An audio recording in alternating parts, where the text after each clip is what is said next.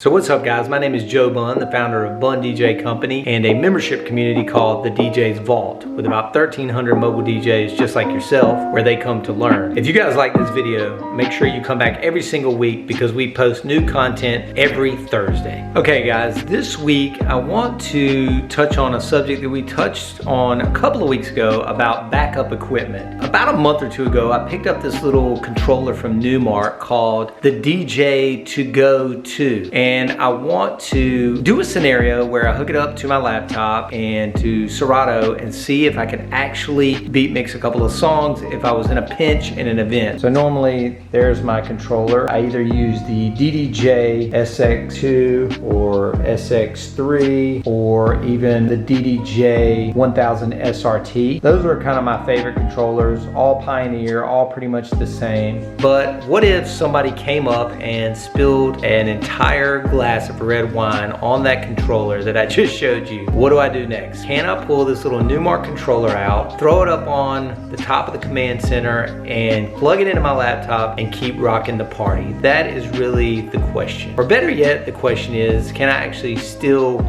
beat mix songs like I usually do, or am I just gonna have to kind of channel fade in and out? Let's take a look. Okay, so there are a couple of reasons why this wouldn't be like an instantaneous changeover unless you were really prepared. And the main reason is the cables that come with it. So here are the cables that come with it. You've got a USB to a mini USB, and then you have an RCA to 1/8 inch or 3.5 millimeter, I guess it would be called. And these are going to be different than what you would have coming out of here. My main controller has XLR outputs, and the USB cable is actually to a USB-C because I have the newer MacBook Pro. So again, the cables aren't ideal because my DDJ SX2 here has XLR outputs, and the USB cable actually goes out of the controller to a USB-C because I have one of the newer MacBook Pros. So we have to figure out what we need to make this work. Let me go dig around in my DJ bag and see what I've got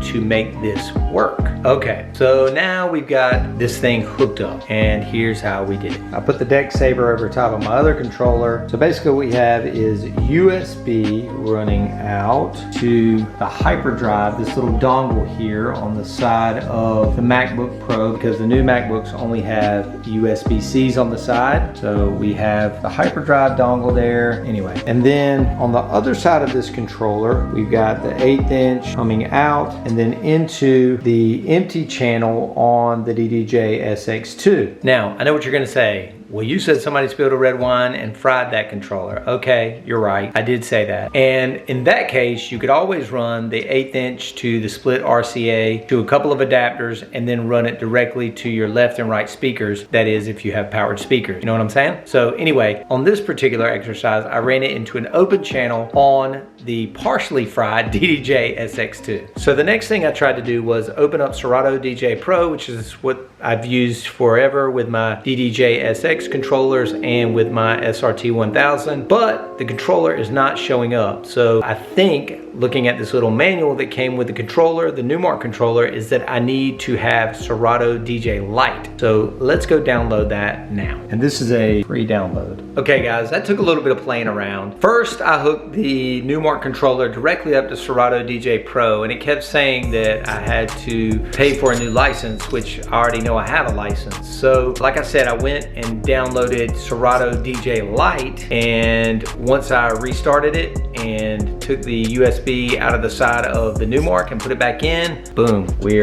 tracks are officially loaded up there, as you can see. What we got here? Easy to load tracks. This thing's pretty sweet. You got your little scroll wheel. You can load it on deck 1 or deck 2. You got pads that can do different things based on what you change it to here. If you want them to be hot cues. Pretty cool. You've got volume knobs for each. You've got a master volume, and then you've even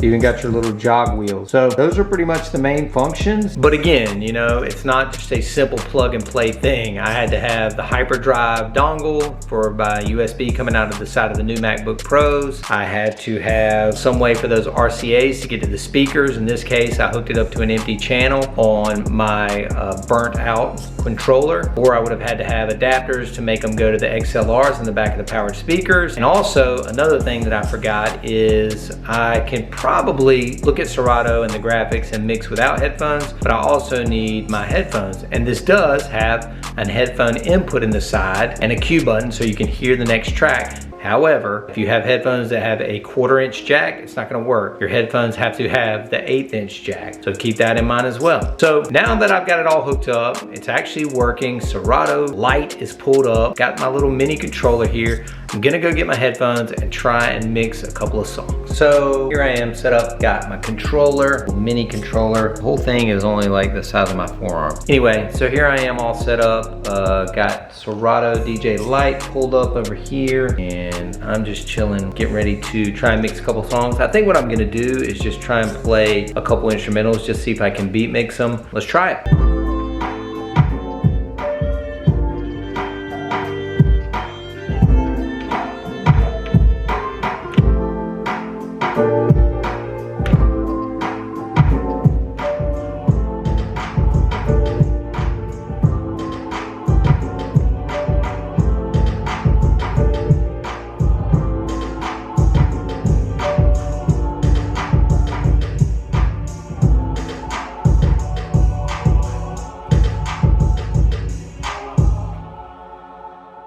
So guys, to answer the question, can the Numark DJ2GO2 save you in a backup situation? Absolutely yes. There are some positives. The size, the fact that it doesn't need a power cable, the portability, the mobility, all those things are incredibly important factors for a small, easy to use piece of backup gear. The negatives are you obviously need some adapters and things to make it work, especially if you have a new MacBook Pro. Also, I never could get it to work with Serato DJ Pro. When I hook up my DDJ SX2 to Serato, it doesn't say that my trial is expired or anything like that. I know I've already paid for it, but if I hook up the Numark, the DJ2GO2, it says that the trial is expired and I have to pay the $199 or either the $10 a month subscription. So I'm not sure what's up with that. I used it with Serato DJ LITE. The drawbacks to that are a few things, as you could see from the screen recording there in the video. You can only do the waveforms horizontally. I usually run mine vertically when I DJ. That's just a personal preference.